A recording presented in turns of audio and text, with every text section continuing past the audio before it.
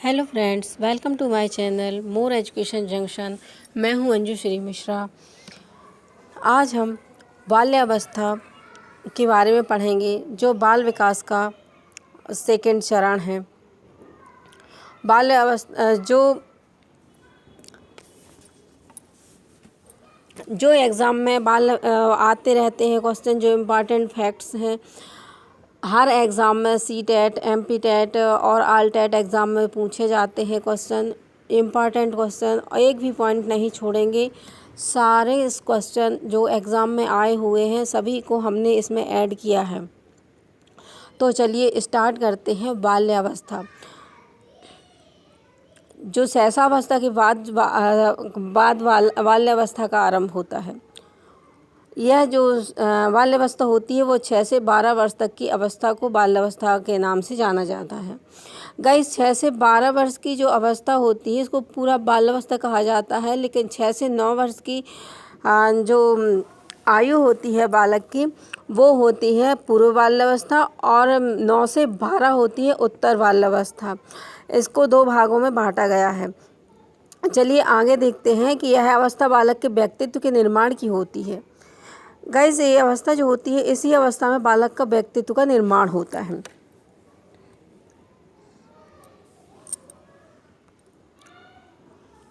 इस अवस्था में बालक में विभिन्न आदतों, जो अवस्था होती है इसमें बालक विभिन्न आदतों, व्यवहार और रुचि एवं इच्छाओं के प्रतिरूपों का निर्माण होता है। विभिन्न आदतों का निर्माण भी होता है, व्यवहार, रुचियों, इच्छाओं के प्रति रूपों का भी निर्माण होता है। सो गाइज, यह अवस्था शिक्षा की दृष्टि से बहुत महत्वपूर्ण है। जो शिक्षक हैं उनको इस अवस्था के बारे में बहुत अच्छे से जान लेना आवश्यक है, क्योंकि इसी अवस्था में बच्चों को जो ज्ञान दिया जाता है वह बच्चों की मानसिक, शारीरिक, बौद्धिक क्षमताओं को ध्यान में रख के ज्ञान दिया जाता है। और जब तक हम बच्चों की मानसिक स्थिति का सही से निरीक्षण नहीं कर लेते तो हम उनको ज्ञान देना उनको असंभव सा हो जाता है। चलिए देखते हैं कि अब विभिन्न जो शिक्षा शास्त्री हुए हैं उन्होंने अलग अलग परिभाषाएं दी गई हैं। उन्होंने अलग अलग अपने खोजों के बारे में अपने बताया है। तो चलते हैं। सबसे पहले जो परिभाषा दी है वो ब्लेयर, जोन्स एवं सिम्पसन, 3 लोग थे। तीनों ने एक परिभाषा दी है। यह परिभाषा दी है कि शैक्षणिक दृष्टिकोण में जीवन चक्र होता है, शैक्षणिक दृष्टिकोण से जीवन चक्र में बाल्य अवस्था से अधिक कोई महत्वपूर्ण अवस्था नहीं है। तो गाइस, मैंने अभी आप लोगों को पहले ऊपर बताया कि जो शिक्षा के दृष्टिकोण से जो है बाल्यावस्था होती है वो सबसे अधिक महत्वपूर्ण होती है। गाइस, आपको समझ में आ गया कि ये संपूर्ण जीवन चक्र में शिक्षा की दृष्टिकोण से जो बाल्यावस्था होती है वो सबसे महत्वपूर्ण अवस्था होती है। यहाँ नहीं लिख गया गाइस, सबसे महत्वपूर्ण अवस्था होती है। अब देखते हैं कोल और ब्रूस के अनुसार। कोल और ब्रूस के अनुसार देखते हैं कि बाल्यावस्था को जीवन का अनोखा काल, इन्होंने क्या कहा है, बाल्यावस्था को क्या कहा है, जीवन का अनोखा काल बताते हुए कहा है कि वास्तव में माता पिता के लिए बाल विकास की इस अवस्था को समझना कठिन है, क्योंकि हर माता पिता जो है वो बाल मनोविज्ञान तो पढ़े होते नहीं हैं। तो जो माता पिता हैं उनकी इस अवस्था को, जो बाल्यावस्था को, उनको समझ पाना बहुत कठिन होता है। इन्होंने बोला कि इसको क्या बोला गया है, जीवन का अनोखा काल कहा गया है। गाइस, जीवन का अनोखा काल जो बोला गया है वो बाल विकास में बाल्यावस्था को बोला गया है। और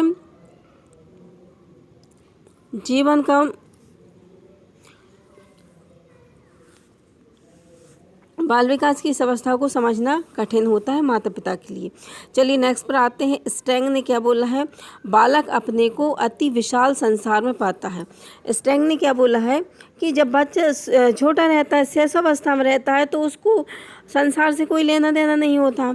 वह अपने आप में ही मतलब उसको स्वप्रेम स्वमोह जो भाव रहते हैं उसके, जो उसकी खुद की ज़रूरतें होती हैं, बस उसको पूर्ति हो गई और उससे उसके आगे उसे किसी से कुछ लेना देना नहीं होता है। ठीक है। लेकिन जब बच्चा बड़ा होता है, बाल्यावस्था में आता है, तो वह जो विशाल संसार में अपने आप को कहाँ पाता है, एक विशाल संसार में पाता है और उसके बारे में वह जल्दी से जल्दी जानकारी प्राप्त करना चाहता है। सो गाइस, स्ट्रांग ने क्या बोला है कि जो बालक होता है वो विशाल संसार में अपने आप को पाता है और जल्दी से जल्दी उसके बारे में जानकारी प्राप्त करना चाहता है। ठीक है। रास ने क्या बोला, इसको मिथ्या परिपक्वता। मिथ्या परिपक्वता बाल क्या है गाइस कि जैसे मिथ्या मतलब झूठ, परिपक्वता, तो बालक अपने आप को ये समझता रहता है कि मैं बहुत परिपक्व हूँ, शारीरिक मानसिक दृष्टि से मैं बहुत परिपक्व हूँ। लेकिन गाइस इसी को मिथ्या परिपक्वता कहा जाता है, क्योंकि वो उतना परिपक्व नहीं होता है, लेकिन फिर भी अपने आप को वो समझता है कि नहीं, मैं शारीरिक मानसिक रूप से बहुत परिपक्व हूँ। ठीक है। इसी प्रकार रास ने बोला है कि बाल्यावस्था में मिथ्या परिपक्वता का काल बताते हुए कहा है कि शारीरिक व मानसिक स्थिरता बाल्यावस्था की महत्वपूर्ण विशेषता है। तो क्या बोलते हैं कि इसने मिथ्या परिपक्वता कि भाई वो बच्चा सोच रहा है कि नहीं, मैं शारीरिक और मानसिक रूप से कैसा हूँ, स्थिर हूँ, तो यही उसकी महत्वपूर्ण विशेषता है। चलिएगा इसे एक बार रिवाइज कर लेते हैं। ब्लेयर, जॉनसन एवं सिम्पसन ने कहा है कि बाल्यावस्था शिक्षा की दृष्टि से अति महत्वपूर्ण है। इसने शिक्षा की दृष्टि से बाल्यावस्था को अति महत्वपूर्ण बोला। फिर कोल और ब्रूस ने क्या बोला, जीवन का अनोखा काल बताया है और माता पिता को समझने बाल विकास को, इस अवस्था को समझना कठिन है। स्टेंग ने क्या बोला है, स्टेंग ने बोला संसार अति विशाल संसार में पाता है और जल्दी से जल्दी जानकारी प्राप्त करना चाहता है। और रास ने क्या बोला, रास ने इसको मिथ्या परिपक्वता कहा। Guys this is very important facts. मिथ्या परिपक्वता आपसे पूछ लिया जाता है एग्ज़ाम में कि मिथ्या परिपक्वता जो है बाल्यावस्था को किसने बोला है, तो वह बोला है रास महोदय ने। चलिए गाइस नेक्स्ट पर आते हैं। अब पढ़ते हैं अपन बाल्यावस्था की विशेषताएं। तो हर अवस्था की अपनी एक विशेषता, अपनी एक खासियत होती है। तो सभी जो अवस्थाएं, सबकी अपनी अपनी विशेषता है कि किस उम्र में, किस एज में बालक की क्या विशेषता होती है। तो चलते हैं, स्टार्ट करते हैं। फर्स्ट, वास्तविक जगत के संबंध। तो बालक जो होता है वह जब बाल्यावस्था में प्रवेश करता है तो वह वास्तविक जगत के संबंध में जानकारी इकट्ठी करता है, वास्तविक जगत से जुड़ता है। ठीक है। सामूहिक प्रवृत्ति में प्रबलता। तो जब बच्चा छोटा रहता है तो वो समूह में रहना पसंद करता है। सामूहिक प्रवृत्ति की प्रबलता, तो उसमें सामूहिक प्रवृत्ति पाई जाती, समूह में रहना पसंद करता है। सेकंड, थर्ड देखिए, संवेगों का दमन व प्रदर्शन। उसमें जो संवेग होते हैं उसका दमन होता है और वह उसका क्या करता है, प्रदर्शन भी करता है।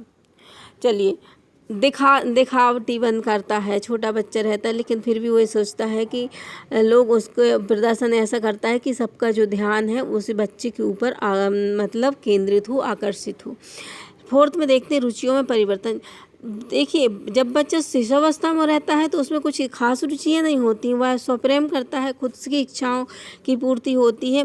लेकिन जब वह बाल्यावस्था में आता है तो वो क्या करता है, उसकी रुचि जो है, रुचियों में क्या होता है, परिवर्तन होता है रुचियों में।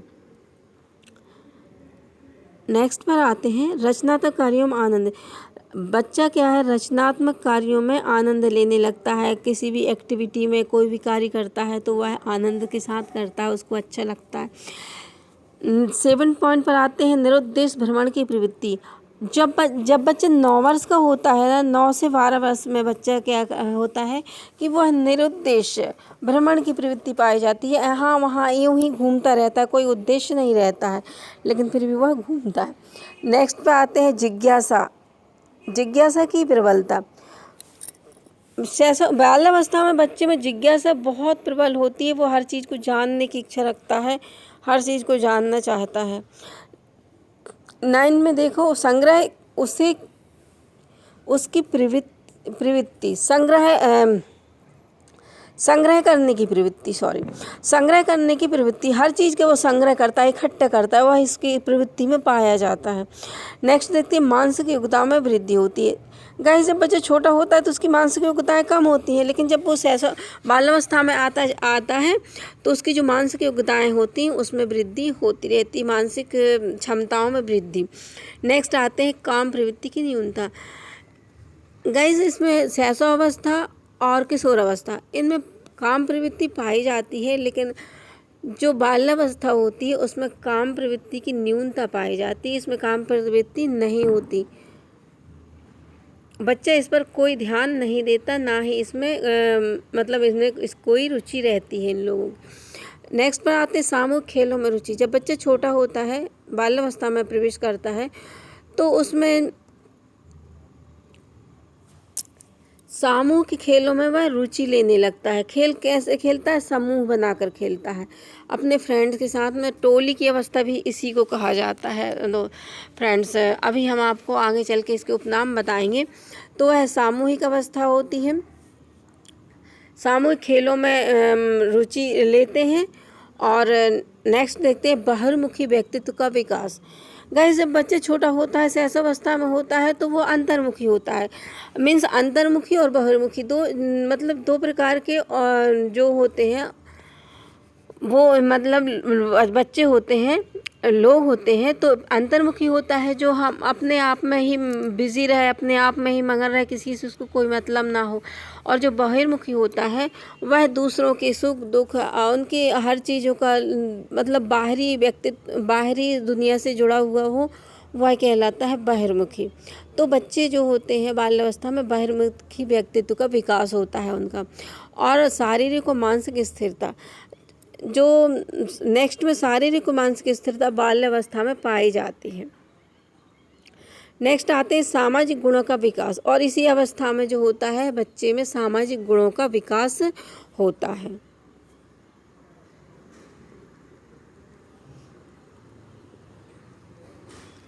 आत्मनिर्भरता पाई जाती है।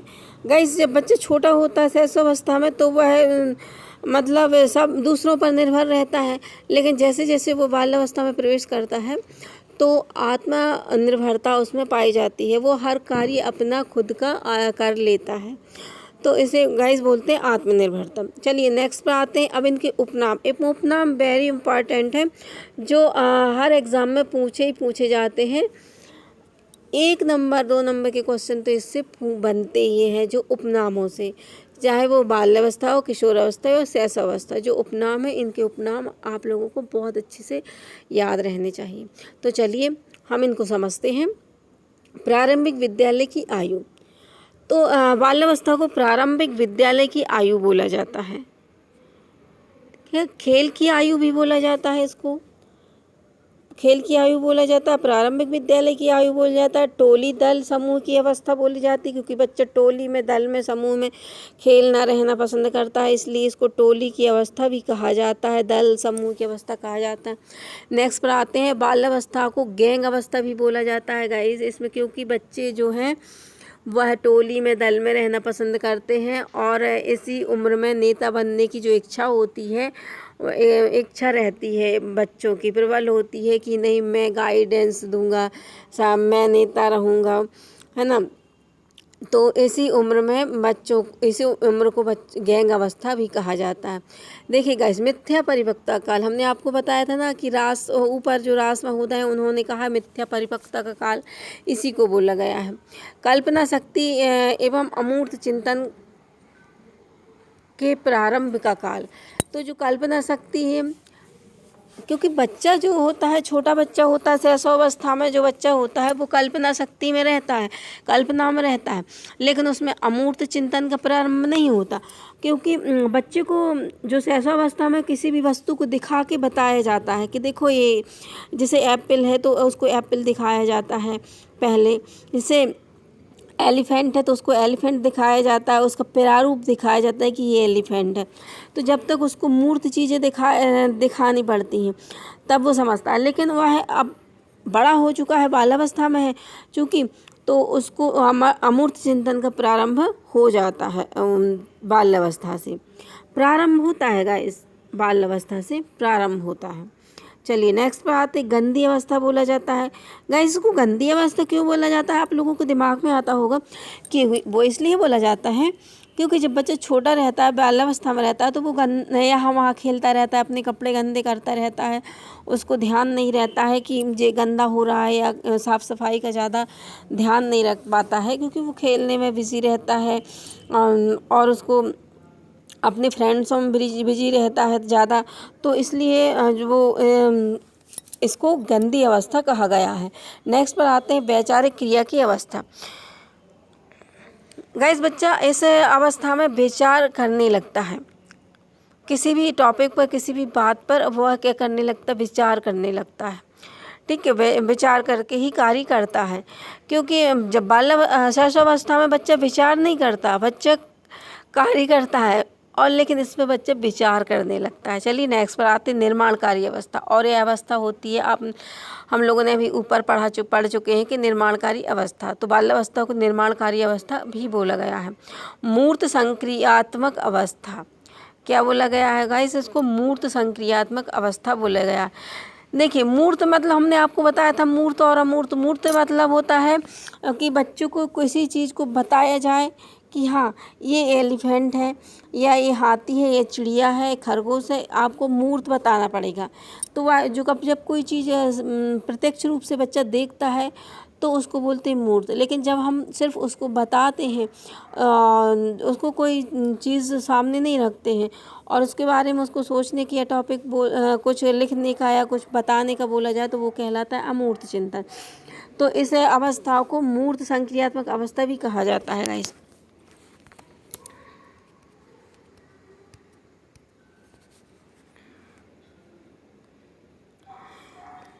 स्फूर्ति अवस्था, क्योंकि इस अवस्था में बच्चे में बहुत ऊर्जा होती है, बहुत ऊर्जावान रहता है, बच्चा खेलता है, यहाँ वहाँ तुरंत मतलब घूमता फिरता रहता है और उसमें इतनी स्फूर्ति रहती है कि सारा दिन भर बच्चे खेलते रहते हैं, है ना। तो इसलिए इसको क्या बोला जाता है, स्फूर्ति की अवस्था बोला जाता है। चलिए गाइस अब देखते हैं कि शारीरिक विकास, हर एक विकास की जो अवस्था है उनमें शरीर का अलग अलग विकास होता है बालक बालिकाओं में। चलिए तो अपन शुरू करते हैं कि शारीरिक विकास। आरंभ में जब बालक बाल्यावस्था में प्रवेश करता है तो बालक जो होता है 108 सेंटीमीटर लंबाई होती है बालक की, और बालिकाओं की होती है 107 सेंटीमीटर लंबाई होती है। मतलब बालक बड़े होते हैं और बालिकाएं छोटी होती हैं। अब बाल्यावस्था के अंत तक जो बालक की जो लंबाई होती है 138.3 सेंटीमीटर का बालक होता है, और बालिका जो होती है 139.2 सेंटीमीटर। मतलब बालिकाओं की हाइट जो होती है बालकों से बड़ी होती है बाल्यावस्था के अंत में। अब देखते हैं मानसिक विकास। अब इनका जब 7 वर्ष, छोटी घटनाओं का उल्लेख, जब बच्चा 7 वर्ष का होता है, देखिए गाइस हम लोगों ने पढ़ा है ना 0 से 6 वर्ष की अवस्था होती है शैशवावस्था माना गया है। तो 7 वर्ष में जो बच्चा होता है वो बाल्यावस्था में प्रवेश करता है, तो वह छोटी घटनाओं का उल्लेख करता है, वस्तुओं की समानता और असमानता को समझता है, वस्तुओं में अंतर को समझता है कि ये वस्तु समान है या वह ये समझने लगता है। जैसे कुत्ता है, शेर है, इनमें समानता असमानता करने लगता है। बिल्ली है ना, शेर है और चिड़िया है, जो सब इनमें वो समानता और असमानता कर सकता है। चलते हैं नेक्स्ट। 8 वर्ष की जो अवस्था होती है तो बच्चे क्या करने लगते हैं, कहानी का जो है अर्थ है वो अर्थ समझना और प्रश्न करना, वर्णन करना, ये बच्चे जानने लगते हैं। कहानियों का अर्थ भी समझते हैं, प्रश्न करते हैं, क्योंकि 8 वर्ष के बच्चों को यदि कहानी सुनाई जाए तो वो कहानी का अर्थ समझ लेते हैं और फिर कहानी के बीच बीच में वो प्रश्न भी करते रहते हैं और वर्णन भी कर देते हैं। चलिए नेक्स्ट पर आते हैं 9 वर्ष का। 9 वर्ष का जो बच्चा होता है, 9 वर्ष का जो बच्चा होता है वो समय, दिन, दिनांक, वर्ष को समझने लगता है। अब 10 वर्ष का जो बच्चा है वह द्रुत गति से पढ़ना तथा तार्किक और निरीक्षण की क्षमता विकसित होना, तार्किक और निरीक्षण की क्षमता विकसित होना प्रारंभ हो जाती है। 11 वर्ष की आयु में कठिन शब्दों को वो समझने लगता है और अंतर करना, जो कठिन शब्द हैं उनको समझता है और जो कठिन शब्दों का जो जिसमें अंतर होता है उनको भी वो करना समझने लगता है। अब 12 वर्ष की आयु में गाइस, बाल्यावस्था की लास्ट जो स्टेज होती है 12 वर्ष। 12 वर्ष की आयु में जो है तो कार्य कारण में संबंध स्थापित, किसी भी कार्य में वो संबंध स्थापित करने लगता है। इतना बच्चा सीख जाता है। चलिए आगे चलते हैं। अब हम देखते हैं इनका संवेगात्मक विकास।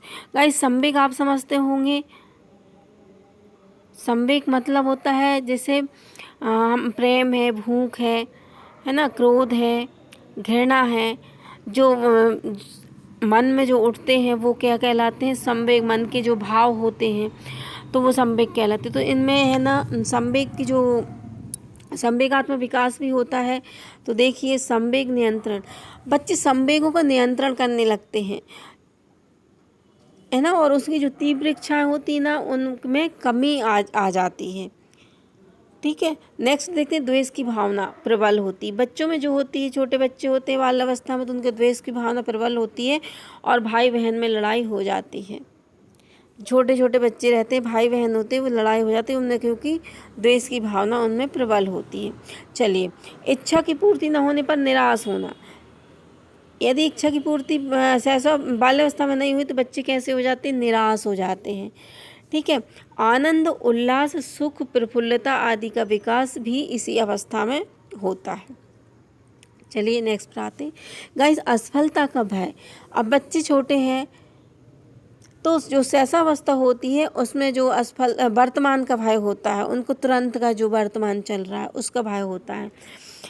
ठीक है, और जो बाल्यावस्था होती है उसमें क्या रहता है, बच्चों में असफलता का भय होता है कि कहीं मैं असफल ना हो जाऊं, कहीं या मेरा ये काम कहीं मैं यह कार्य ना कर पाऊं। और किशोर अवस्था में जो होती है ना गाइस, किशोरों को भविष्य की चिंता होती है, भविष्य का भय होता है कि मेरे भविष्य में क्या होने वाला है, मैं भविष्य में क्या करूँगा। ये किशोर अवस्था में असफलता का भय होता है। तो सहसावस्था में वर्तमान का भय होता है और बाल्यावस्था में असफलता का भय होता है, किशोरावस्था में भविष्य का भय होता है। नेक्स्ट पर आते हैं गाइस, सामाजिक विकास। सामाजिक विकास में सहयोग की भावना होती है। बच्चे छोटे होते हैं लेकिन वह एक दूसरे का सहयोग करते, अपने बड़ों का सहयोग करते। छोटे बच्चे होते हैं उनसे बोलते हैं कि चलो ये काम कर दो, ये चीज़ वहाँ से उठा के लेके आओ, तो बच्चे लेके आते हैं और थोड़ी थोड़ी हेल्प अपने मम्मी पापा के साथ में घर में करते हैं।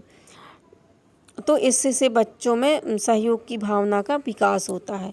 मित्र बनाना, गाइस इसी अवस्था में बच्चे क्या करते हैं, मित्र बनाते हैं। ठीक है, क्योंकि देखो समूह में खेलना, अब वो समूह में खेलते हैं, उपरोक्त जो पढ़ चुके हैं कि समूह में खेलना, दल बनाना, तो वो मित्र बनाना पसंद करते हैं इस अवस्था में। समूह में घूमना, अभी अब समूह में घूमना, ठीक है, जब मित्र रहेंगे तो वो क्या करेंगे, टोली बना के मित्रों के साथ में घूमेंगे। बहिर्मुखी व्यक्तित्व का विकास, इनमें बहिर्मुखी व्यक्तित्व का विकास होगा, क्योंकि वह खुद के बारे में ना सोच के वह दूसरे के बारे में, दूसरों के अच्छे बुरे के बारे में बच्चे सोचते हैं। चलिए नेक्स्ट देखते हैं कि चोरी करना, झूठ बोलना, बहाने बनाना। गाइस यदि बच्चों को प्रॉपर गाइडेंस नहीं मिल पाती है तो बच्चे चोरी करना सीख जाते हैं, झूठ बोलना सीख जाते, बहाने बनाने लगते हैं, आदि जो नकारात्मक गुण होते हैं बच्चों में आना शुरू हो जाते हैं। सो इस अवस्था में बच्चों को बहुत ध्यान देने की आवश्यकता होती है। समलिंगी भावना, समलिंगी भावना से तात्पर्य है कि बच्चे जो हैं, अब बॉयज़ बॉयज़ के साथ खेलता है, गर्ल्स गर्ल्स के साथ में खेलते, कभी बॉयज़ गर्ल्स बॉयज़ एक साथ नहीं खेलते हैं। बाल्य अवस्था में समलिंगी भावना होती है कि बॉयज़ लड़की लड़की के साथ खेलती है और बॉय बॉयज़ के साथ खेलते हैं। सो गाइज़, आई होप आप लोगों को बाल्यावस्था के जितने भी जो फैक्ट मैंने पढ़ाए हैं वह आपको समझ में आए होंगे। गाइज़, आप कमेंट करके लिखें कि मेरा पढ़ाना आपको कैसा लगा, अच्छा लगा या कुछ कमी है। जो भी हो आप कमेंट्स करके लिखें, तो मैं इससे और अच्छे से सुधार कर पढ़ाने की कोशिश करूँगी आप लोगों को। और जो एग्ज़ाम में जो पॉइंट जो हमने आप लोगों को बाल्यावस्था में पढ़ा है, इसी में से इसके अंदर से ही क्वेश्चन बनेंगे, इसके बाहर से कोई क्वेश्चन आप लोगों को नहीं बनेगा। जो इतना आपने पढ़ लिया तो इससे बाहर आपके कहीं क्वेश्चन जाने को नहीं है। सो गाइज़, आप मेरे चैनल को सब्सक्राइब करें, लाइक करें, बेल आइकन को दबाएं और शेयर करें ताकि ज़्यादा से ज़्यादा लोगों तक मेरा ये वीडियो पहुँचे और लोग इससे लाभ ले सकें। Thank you guys.